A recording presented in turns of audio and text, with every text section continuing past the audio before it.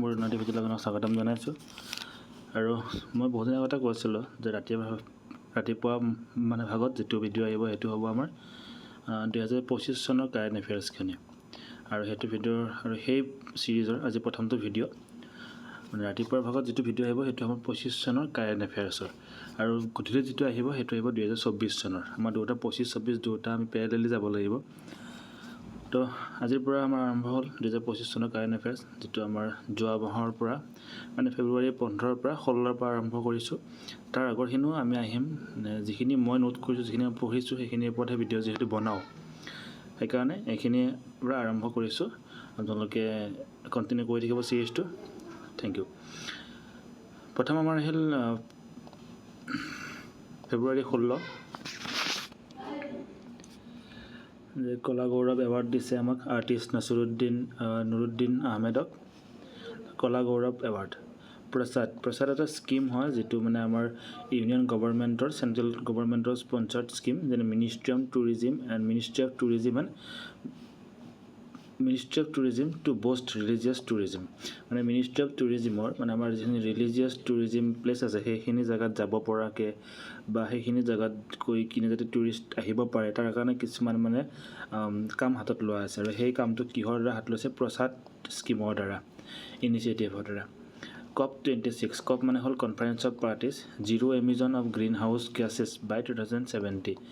2070 চনৰ আগত তাৰমানে গ্ৰীণ হাউচ গেছৰ জিৰ' এমিজন কৰিব, তাৰমানে সেইটো টাৰ্গেট এটা আছে আমাৰ। গ্লেংচং ক্লাইমেট পেক্ট মতে এইটো চাইন কৰা আছিল। 197 কাণ্ট্ৰিজে এইটো চাইন কৰিছিলে, মানে COP26 at Glasgow Scotland in 2021 in order to keep the global warming balance. Green house গেছে যিহেতু আমাৰ গ্ল'বেল যিটো ৱাৰ্মিং বেছি কৰে ন, ৱাৰ্মিং হ'ব লাগিছিলে, সেইটো তাত কি হয় আমাৰ গ্ৰীণ হাউচটো একেবাৰে গেছবিলাক নোহোৱা কৰাৰ কাৰণে 2070 চনৰ আগত টাৰ্গেট লৈছে আমাৰ 197খন কাণ্ট্ৰিজে, মানে গোটেইখন কাণ্ট্ৰিজে। আৰু ইকনমিক থিংক টেংক এটা মানে ইকনমিক ছাইডটো মানে কেনেকৈ ভাল কৰিব পাৰি, কেনেকৈ ৰিফৰ্ম কৰিব পাৰি, কি কৰিব পাৰি সেইবিলাক ভবাৰ এটা গ্ৰুপ এটা থাকে। সেইটোক মানে থিংক টেংকটোক গিৰি বুলি কোৱা হয়, যে গ্ল'বেল ট্ৰেড ৰিচাৰ্চ ইনিচিয়েটিভ। কেনেকৈ আমি মানে গ্ল'বেল ট্ৰেডবিলাক আমি ইনিচিয়েটিভ কৰিম, যেনে বৰ্তমান যেনে আমাৰ USA লগত আমাৰ যিটো টেৰিফৰ যিটো হাল্লা এটা লাগি আছে, সেইটো কেনেকৈ ঠিক কৰা যাব, কি কৰা যাব, সেইবিলাক বিষয়ত মানে এই গ্ল'বেল ট্ৰেড ৰিচাৰ্চ ইনিচিয়েটিভে কামবিলাক কৰে। আমাৰ নতুনকৈ আমাৰ ইনকাম টেক্স যিটো বিল সেইখন আমাৰ সদনত উত্থাপন কৰিছিলে আমাৰ ফাইনেন্স মিনিষ্টাৰে। তো তাত আৰু যিখন অল্ডখন সেইখন আমাৰ কি হৈছে, বহুখিনি চেঞ্জ কৰা হৈছে। যেনে যিখন নতুন ইনকাম টেক্স তাত আপোনাৰ ৱৰ্ড আছে 2.6 লাখ, আৰু আগৰখনত আছিলে 5.12 লাখ। আৰু আগৰখন কেতিয়া আছিলে? 1961 চনতে বনোৱা আছিলে। তাৰপিছত ছেকশ্যন আছিলে 536 আৰু পুৰণখনত ছেকশ্যন আছিলে 519। যিখনত নতুনখনত হ'ব 536 আৰু পুৰণখনত আছিলে 819। চেপ্টাৰ আছিলে 23টা আৰু ইয়াত চেপ্টাৰ আছিলে 47টা। বৰ্তমান যিখন সেইখনত আমাৰ টেবুল হ'ব 57টা আৰু আগৰখনত আছিলে 18টা। যে ৰিমুভ 12,000 প্ৰভিজন এণ্ড 900 এক্সপ্লেনেশ্যন। আগৰ যিখন আমাৰ ইনকাম টেক্স বিল যিখন আছিলে সেইখনৰ পৰা আমাৰ 1200 প্ৰভিজন লগতে আমাৰ 900 এক্সপ্লেনেশ্যন মানে ৰিমুভ কৰা হৈছে। প্ৰজেক্ট ৱাটাৰ ৱৰ্থ বুলি এটা প্ৰজেক্ট এটা হৈছে, যিটো মেটাৰ হয়, প্ৰজেক্ট অফ মেটা ফেচবুকৰ, যে it stretches over 50,000 kilometre long cable which connect India, US, Brazil, South Africa and other key region. আমাৰ এইটো মেটাৰ ফালৰ পৰা, ফেচবুকৰ ফালৰ পৰা এটা মানে হেৰি কৰিছে, প্ৰজেক্ট এটা লৈছে, যি মানে কেবল কানেক্ট কৰিব India, US, Brazil, South Africa and other কি ৰিজনছৰ ৱেট। যে it cable will reach depth up to 7,000 meters in deep water. মানে সাগৰৰ যিবিলাক সাগৰেদি যাব সেইবিলাকত 7,000 মিটাৰলৈকে ডিপটত যাব। তাৰপিছত will reach 5 major continent and span over 50,000 kilometre longer than earth circumference. Circumference মানে হ'ল আমাৰ আৰ্থটোৰ চাৰিওফালে মানে ঘূৰিলে যিমান হয় সেইটোক চাৰ্কামফাৰেঞ্চ বুলি কোৱা হয়। তো আমাৰ আৰ্থৰ চাগে 40,000 ছামথিং হয় চাৰ্কামফাৰেঞ্চটো, আৰু তাতকৈও দীঘল 50,000 kilometre. India, US, Brazil, South Africa and other key regions. Project was the part of the US India joint leader statement. Joint leadership আমাৰ ইণ্ডিয়া আৰু USৰ মানে জইণ্ট ইনিচিয়েটিভ হয় এইবিলাক প্ৰজেক্টটো। তাৰপিছত 17 February state to get 8 national park. আমাৰ অসমত বৰ্তমান আঠখন নেশ্যনেল পাৰ্ক আছে। সেই 8খন নতুনখনৰ নাম হৈছে আমাৰ চিখনা জাউলাও। আৰু ক'ত আছে? ৰায়মনা নেশ্যনেল পাৰ্ক আৰু মানাস নেশ্যনেল পাৰ্কৰ মাজত আছে আৰু কোকৰাঝাৰ আৰু চিৰাং ডিষ্ট্ৰিক্টত পৰে। আৰু second most state number national park মানে আমাৰ গোটেই ইণ্ডিয়াৰ ভিতৰত আমাৰ অসম ছেকেণ্ড নাম্বাৰত আছে 8খন মতে, 8খন নাম্বাৰত। আৰু ফাৰ্ষ্ট ষ্টেট মধ্যপ্ৰদেশ 10খন আছে, মানে 1 নম্বৰত মধ্যপ্ৰদেশ যাৰ 10খন আছে নেশ্যনেল পাৰ্ক, আৰু অসম আছে 2 নম্বৰত যাৰ আছে 8খন নেশ্যনেল পাৰ্ক। ঠিক আছে। Increase of seat in the Tiwa autonomous council বা টিৱা অট'নমাছ কাউঞ্চিলত 36ৰ পৰা 42 চিট ইনক্ৰিজ কৰা হৈছে। চ'লাৰ পাৰ্ক এটা বনাব আমাৰ কাৰ্বি আংলঙত। 2 ইণ্ডাষ্ট্ৰিয়েল পাৰ্ক বনাব সোণাপুৰ আৰু ডিমৰীয়াত। মেগা ইণ্ডাষ্ট্ৰিয়েল পাৰ্ক বনাব 570 বিঘা প্লটত জাগিৰোড আৰু ৰহাৰ মাজত, মেগা ইণ্ডাষ্ট্ৰিয়েল পাৰ্ক। এইবিলাক আমাৰ আহিব পাৰে যে ইণ্ডাষ্ট্ৰিয়েল পাৰ্ক ক'ত খোলা কথা কৈছে, সোণাপুৰ বা ডিমৰীয়া। চ'লাৰ পাৰ্ক ক'ত হ'ব, কাৰ্বি আংলঙত।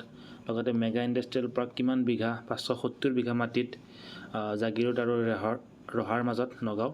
এনেকুৱা। 18 ফেব্ৰুৱাৰী ত্ৰিপুৰা হেজ 6 নেশ্যনেল হাইৱে। ত্ৰিপুৰাত 6টা নেশ্যনেল হাইৱে আছে আৰু টোটেল লেন্থ আছে 927.31 kilometre. Tamil poet Thiruvalluvar's statue unveiled in Philippines. এতিয়া আমাৰ তামিল পয়েট এটা হ'ল থিৰুৱল্লুজ, তাৰ ষ্টেটিউ এটা মানে আনভেইল কৰিছে, মানে বনাইছে ফিলিপাইনছত। APSCৰ প্ৰথম অসমীয়া অধ্যক্ষ কোন? কামেশ্বৰ দাস। APSCৰ প্ৰথম অসমীয়া অধ্যক্ষ কামেশ্বৰ দাস। বিধানসভাৰ অধিৱেশনত ৰাজ্যপাল লক্ষ্মণ প্ৰসাদ আচাৰ্যই সংবিধানৰ 176 অনুচ্ছেদৰ অধীনত ভাষণ প্ৰদান কৰে। অথৰ্ববেদৰ শ্লোকেৰে ভাষণ আৰম্ভ কৰে। আমাৰ যি বিধানসভা হৈ গ'ল ৰিচেণ্টলি কোকৰাঝাৰ ডিষ্ট্ৰিক্টত, সেইটোত আমাৰ কি কৰিছে, বিধানসভাৰ প্ৰথম যিটো ভাষণ দিয়ে ৰাজ্যপালে 176 অনুচ্ছেদ অনুসৰি ভাষণ প্ৰদান কৰিলে আৰু অথৰ্ববেদৰ শ্লোকেৰে ভাষণ আৰম্ভ কৰিছে। আৰু আমাৰ অসমৰ ৰাজ্যখনে SDGs ছাষ্টেইনেবল ডেভেলপমেণ্ট গ'লৰ সূচাংকত ফ্ৰী ৰানাৰ্ছ মানে ষ্টেটাছ কিছুমান থাকে, যিটো মানে ফ্ৰী ৰানাৰ্ছৰ ষ্টেটাছলৈ মৰ্যাদা আগবাঢ়িছে। আৰু 7 নং যিটো আমাৰ ইয়াত 17টা SDG আছিলে, আমাৰ প্ৰশ্ন আহিছিলে এবাৰ APSCতে যে মানে SDG কিমানটা আছে, 17টা আছে। আৰু যিটো 7 নম্বৰ সেইটো 17 আছে লিখাই আছে, স্বচ্ছ শক্তি যিটো তাতে 100% লাভ কৰিছে। চবৰে আমি টাৰ্গেট এই 17টা ফুলফিল কৰাৰ, আৰু যি 17টা আমাৰ SDG আছে তাৰ অসমত যিটো 7 নম্বৰ যিটো আমাৰ SDG সেইটোৰ স্বচ্ছ শক্তি সেইটো 100% লাভ কৰিছে। এতিয়া 6ষ্ঠ অনুসূচীৰ অধীনস্থ পৰিষদ এইটো পৰীক্ষাত আহিছিল যে আমাৰ মানে অসমত 6th চিডিউলৰ আণ্ডাৰত কি আমাৰ আছে। সেইটো BTR এখন আছে, বড়োলেণ্ড টেৰিটৰিয়েল কাউঞ্চিল। KKC বুলি আছে, Karbi Anglong autonomous district council.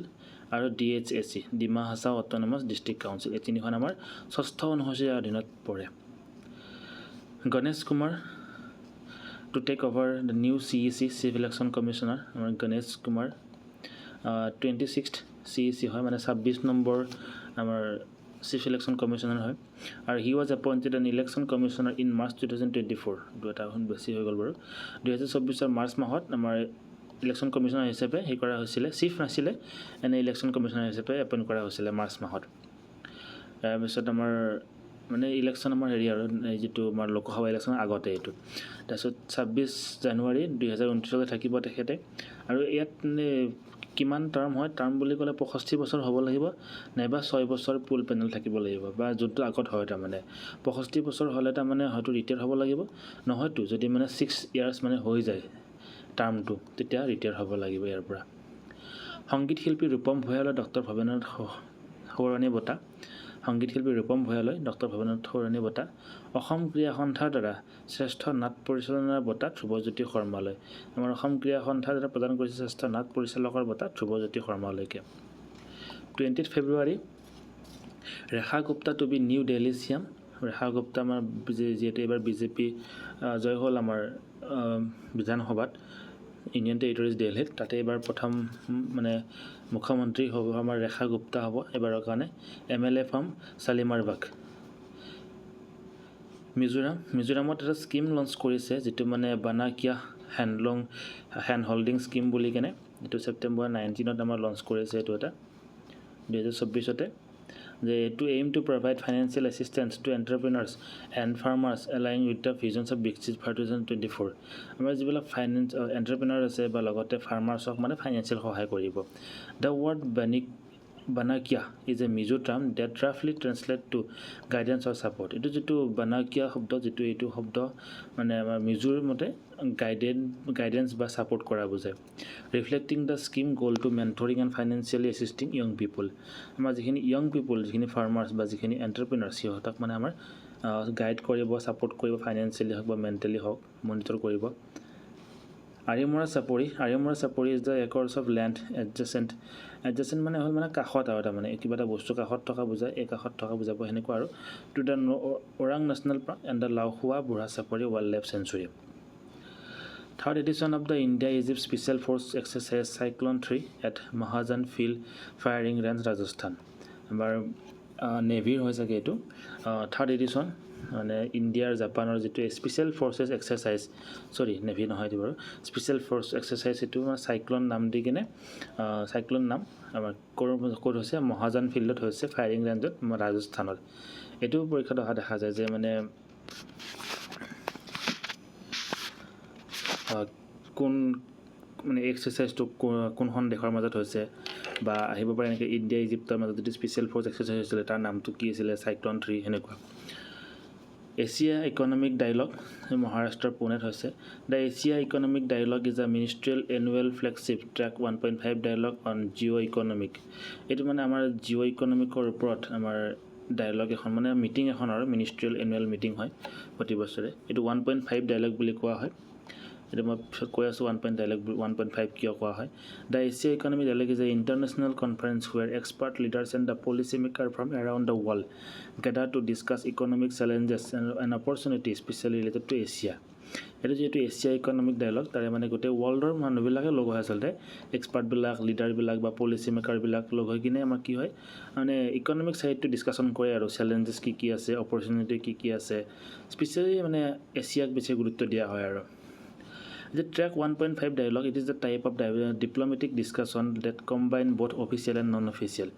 1.5 এইকাৰণে কোৱা হয় য'ত মানে অফিচিয়েল নন অফিচিয়েল দুটা মানে মিক্স হয় তাৰমানে like academic expert business leader retired diplomats it's a mix between এই মানে বিটুইন মানে দুটা অফিচিয়েল আৰু নন অফিচিয়েল মানে মিক্স আপটো তাৰমানে সেইকাৰণে 1.5 কোৱা হয় এতিয়া যিবিলাক ট্ৰেক 1 সেইটো মানে ফৰ্মেল টক বিটুইন গভৰ্ণমেণ্ট অফিচিয়েল যিটো মানে অকল যিটো মানে ওৱান ডিপ্ল'মেচি ওৱান ডায়লগ বুলি ক'লে পইণ্ট 1 বুলি ক'লে এইটো মানে অকল অফিচাৰখিনিক বুজাব আৰু যিখিনি গভৰ্ণমেণ্ট অফিচাৰ আৰু ট্ৰেক 2 ডিপ্ল'মেচি বুলি ক'লে যিখিনি ইনফৰ্মেল তাৰমানে আৰু গভৰ্ণমেণ্ট নহয় তাৰমানে স্কলাৰ বা এন জি অ' সেইবিলাকৰ কিন্তু এইটো 1.5 বুলি কোৱাৰ লগে লগে আমাৰ গভৰ্ণমেণ্ট প্লাছ যিখিনি এন জি অ' হওক স্কলাৰ হওক এক্সপাৰ্ট হওক গোটেইখিনি মানে আহি যায় সেইকাৰণে 1.5 বুলি কোৱা হয় এইটো Track 1.5 is a semi-official.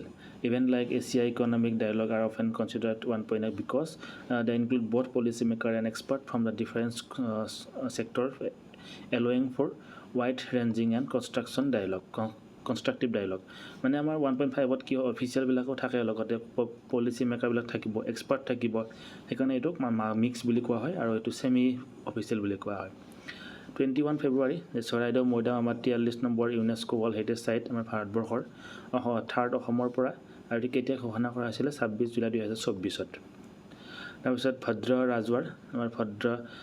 Rajwar হ'ল আমাৰ ঝুমুৰ গুৰু বুলি কোৱা হয় ভদ্ৰ ৰাজৱাৰক লগতে আমাৰ NCRB ডাটা অনুসৰি আমাৰ সুইচাইড কেছৰ ভিতৰত 35% আমাৰ ফেমিলি প্ৰব্লেমৰ কাৰণে মৃত্যু হয় সুইচাইড কৰে 12% marriage problem 10% love affair related 8% property related 1% exam related এইটো একেবাৰে চবতকৈ ইম্পৰ্টেণ্ট হৈছে ফেমিলি প্ৰব্লেম পৰিয়াল যদি সুখী নাথাকে নহয় তেতিয়াহ'লে বহুত টেনশ্যন আচলতে সেইটো যাৰ পৰিয়ালত মানে অশান্তি থাকে সেইবিলাকে গম পায় দিনটো কষ্ট কৰি যদি পৰিয়ালক মানে শান্তি নাথাকে বা ইমান টেনশ্যন আপোনাৰ বাহিৰৰ ৱালখনত তাৰপিছতো যদি আপুনি ফেমিলিত গৈ অলপ শান্তি নাপায় বা ফেমিলিত যদি আপুনি শান্তি নাথাকে তেতিয়াহ'লে আপুনি বহুত কষ্ট পায় একচুৱেলি কাৰণ আপুনি বাহিৰততো কষ্ট পাই থাকিব গোটেই পৃথিৱীখনত তাৰপিছত আপুনি যেতিয়া পৰিয়ালটোত যোৱাৰ পিছতো যদি আপুনি শান্তি নাপায় তেতিয়াহ'লে মানুহজনে ক'ত শান্তি পাব সেইকাৰণে ইয়াত ছুইচাইড কেছটো ইয়াৰ পাৰ্চেণ্টেজটো বেছি 35% বহুত বেছি এইটো লগতে মেৰিজ আৰু লাভ এফেয়াৰ্ছো আজিকালি বহুত বাঢ়িছে ছুইচাইড কেছটো 12% 10% বহুত বেছি আচলতে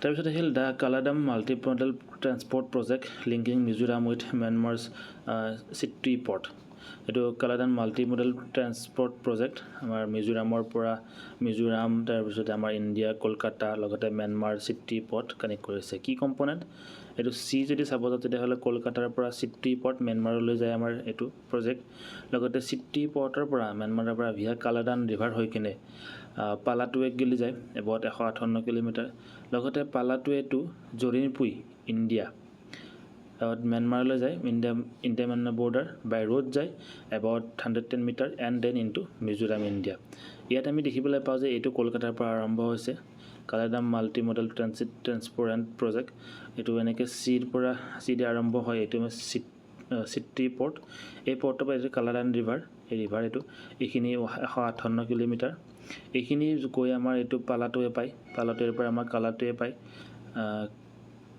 কালিটুৱা পায় কালিটুৱাৰ পৰা ওপৰত এনেকৈ গৈ মিজোৰাম আমাৰ ইণ্ডিয়াত সোমায়গৈ এনেকৈ গৈ কিনে এইফালেদি আমাৰ ইণ্ডিয়া বৰ্ডাৰ পাৰ হৈ কিনে মিজোৰামত যায় মানে আমাৰ যিটো নৰ্থ ইষ্টৰ যিটো আমাৰ চিকেন কৰিডৰ আছে এইফালে ওপৰেদি গৈ কিনে এনেকৈও যাব পৰা যায় আমাৰ ইণ্ডিয়া হৈ তেনেকৈ মানে কি বুলি কয় আসাম হৈ বা নৰ্থ ইষ্ট হৈ কিনে কিন্তু আমি এইফালে চিকেন কৰিডৰে যোৱাত থাকি এইফালেদিও আমাৰ এইফালে বেছি ওচৰ হৈ যাব মানে আমাৰ ম্যানমাৰক কানেক্ট কৰা তো সেইটো এটা প্ৰজেক্ট ওলাইছে আমাৰ কলিকতাৰ পৰা চিটি পথ তাৰপিছত আমাৰ কালাদান ৰিভাৰ পাৰ হৈ কিনে প্লেটৱা তাকেলৈ যাব বা পেলেটৱা তাৰপিছত আমাৰ এইখিনি এনেকৈ ওপৰৰ ফালে গৈ কিনে মিজোৰাম আইজলক কানেক্ট কৰিব এইটোৱে হৈছে আমাৰ Kaladan multi model transparent project তো আমাৰ আজি প্ৰথম ভিডিঅ'টো এইখিনিতে আৰু চিৰিজটো কণ্টিনিউ কৰিব নাপাহৰিব ইয়াত যদি কিবা প্ৰনাউন্সিয়েশ্যন ভুল আছে এইটো কমেণ্ট কৰি জনাব লগতে যদি কিবা ইয়াত নোট ভুল আছে তেতিয়াহ'লে কমেণ্ট কৰি জনাব লগতে মোক যদি এইটো PDF-টো লাগে তেতিয়া মোক কমেণ্ট কৰি জনাব নেক্সট ভিডিঅ'ৰ পৰা ইয়াৰ PDF-টো আমি ইয়াত উপলব্ধ কৰাবলৈ চেষ্টা কৰিম থেংক ইউ ৰাম ৰাম